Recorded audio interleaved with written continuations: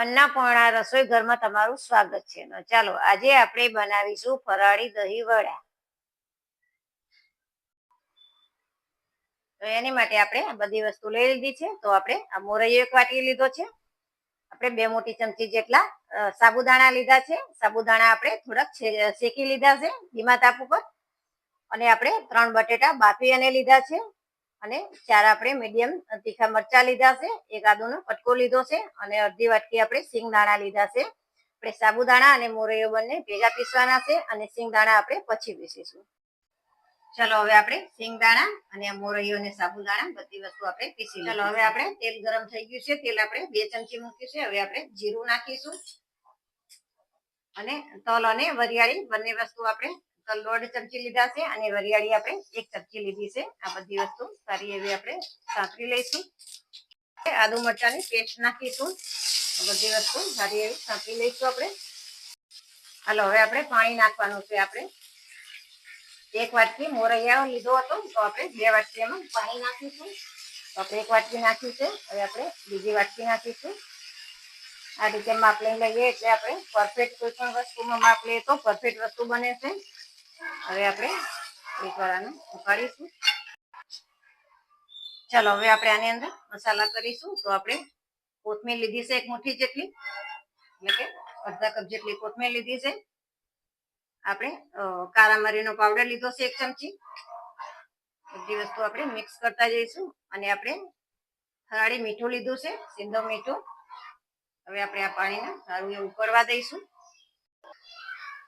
ચાલો હવે આપણે પાણી સરસ ઉકળી ગયું છે. હવે આપણે જે આ દરિયાનો લોટ રાખ્યો છે એ નાખીશું અને નાખતા જઈશું અને આપણે હલાવતા જઈશું. હવે આપણે આનો સારો એવો હલાવવાનો છે, ગાંઠા ના પડે એ રીતે. આ રીતે આપણે ચમચાથી દબાવી અને બધા ગાંઠા જે હોય બધા ભાગી નાખવાના. અને આ રીતે લોટના ફોર્મમાં આવે ત્યાં સુધી આપણે જો પેન છોડે ત્યાં સુધી આપણે આ રીતે કૂક કરવાનું છે. પેન છોડવા માંડ્યું છે અને સરસ કાઠો લોટ આપણો થઈ ગયો છે. હવે આપણે ખાંડ નાખીશું 1 ચમચી જેટલી આપણે ખાંડ નાખીશું અને બધું સરસ મિક્સ કરી લઈશું. અને ગેસ આપણે એકદમ ધીમો રાખવાનો છે. જો આ રીતે પેન છોડવા માંડ્યું છે એટલે કે આપણો લોટ બહુ મસ્ત તૈયાર થઈ ગયો છે લોટ.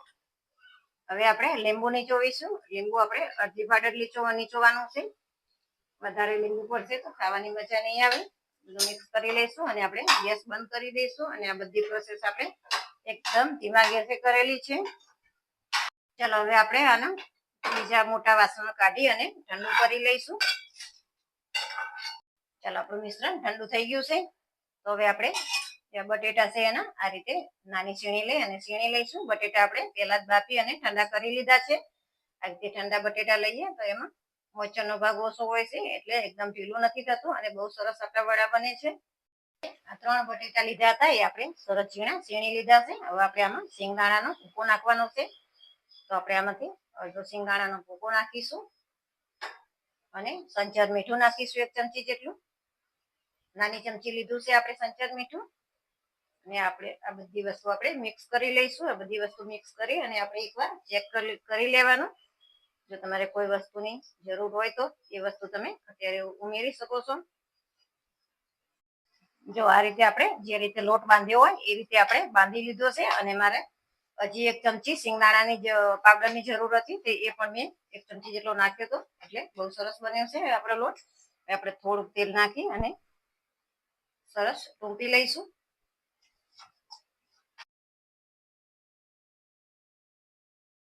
ચાલો હવે આપણે આના વડા બનાવી લઈશું. આપણે પેલા તેલ વાળો હાથ કરી લીધો છે.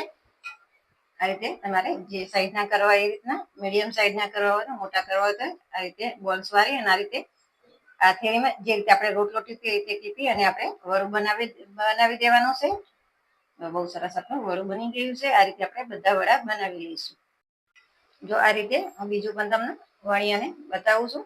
તો આ રીતે પહેલા બોલ્સ બનાવવાનો સરસ એવો એટલે વડું ફાટે નહીં. અને આ રીતે આપણે આ ભાગ છે ને એનાથી આપણે આ રીતે ટીપવાનું એટલે સાઈડમાંથી પતલું અને વચ્ચેથી સેજ જાડું એ રીતે વડું આપણે જે રીતે બાજરીના વડા બનાવીએ એ રીતે જ વડું બનશે. તો આ રીતે આપણે બધા વડા બનાવી લઈએ. ચાલો હવે આપણે તેલ ગરમ કરવા મૂકી દીધું છે. આપણે નાનું ગળું બનાવી અને આપણે નાખીશું એટલે આપણને ખબર પડે. જો તેલ આપણું આવી ગયું છે. હવે આપણે આમાં વડા નાખીશું અને જો તમને એમ લાગે કે ઢીલું છે અને અંદર વડા ફાટે છે તો તમે ફરાળી લોટ નાખી અને વ્યવસ્થિત લોટ કરી શકો છો. આ રીતે આપણે બધા વડા મૂકી દઈશું જેટલા સમય એટલા. અને આપણે વડાના ફેરવવાની ઉતાવળ નથી કરવાની, એની જાતે જ ઉપર આવશે પછી જ આપણે વડાના ફેરવવાના છે. પહેલા આપણે ગેસમાં ફ્લેમ હાઈ રાખવાની છે અને પછી આપણે થોડી મીડિયમ કરી લઈશું. ચાલો હવે આપણે વડા ઉપર આવી ગયા છે. જો એની મેળે હવે આપણે પલટાવી લઈશું.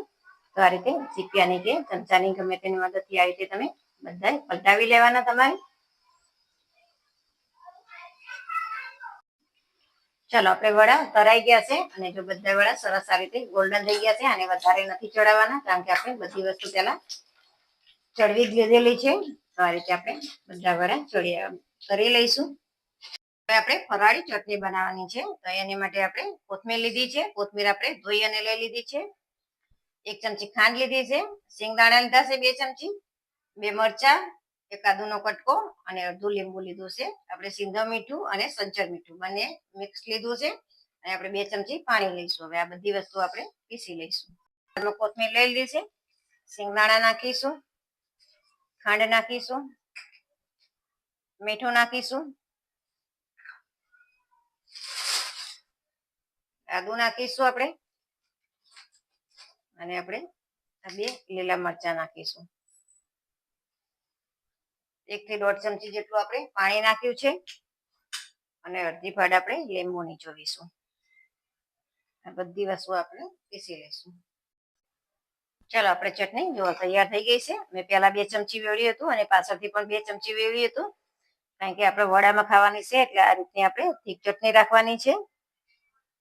ચાલો આપણા વડા બધા તૈયાર છે.